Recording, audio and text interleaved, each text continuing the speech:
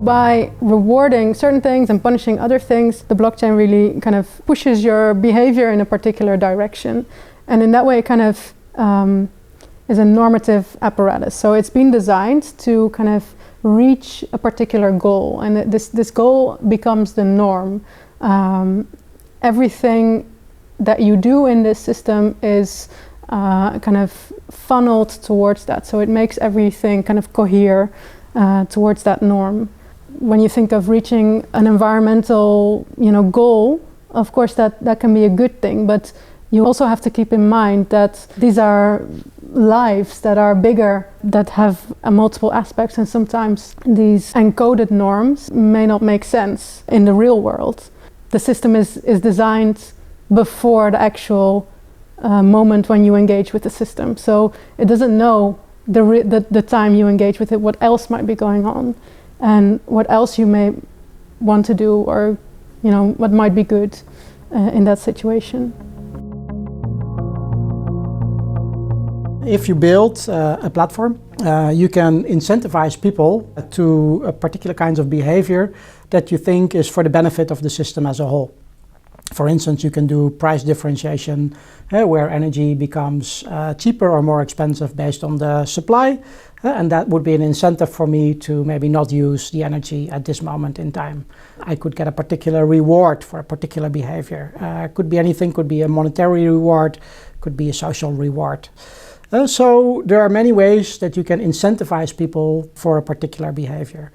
However, that incentivization can sometimes become manipulation if the system is set up in such a way that it doesn't really give me a choice, right? If there is an incentive, I still feel that I have the agency to say, okay, I see that you're rewarding me for this, but still I don't want it, so the agency is with me.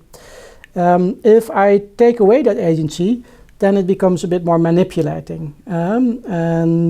Manipulating is when it's organized in such a way that people are maybe not even aware that they're being incentivized or not, or a particular way, or that they feel that it looks like an incentives, but they don't really have a choice. For instance, if you look at some of the platforms in the gig economy, the way that they are organized right now, if a driver from one of the ride-sharing platforms wants to switch off and say, okay, I want to go home, I want to go back to my family, then that system sends out messages, do you really want to do that? Stay on for an extra hour because you can make this and this and this and this and this much money for the next hour. And because also the system as a whole is untransparent, the driver often feels that they don't have a choice because, first of all, they don't want to miss out on the opportunity of the reward, but they're also not sure if they say no at that moment, that there will not be any repercussions the next day for how the system will point particular rights to them or not, right? So there is sort of a threshold where incentivization is a powerful force for people to sort of do things for the common good, and they have agency over that. There is also a point where they sort of lose that agency, or they're not aware that their behavior is actually manipulated. And I think where most of the design dilemmas are actually a skill when there is no good or bad, I think maybe this one, the manipulation, is an aspect that as a designer you want to stay away from. Unless you are very sure that sort of the behavior that you want to tease out contributes to the common good. But even then, personally, I think it's better to organize it in such a way that people still have agency over that.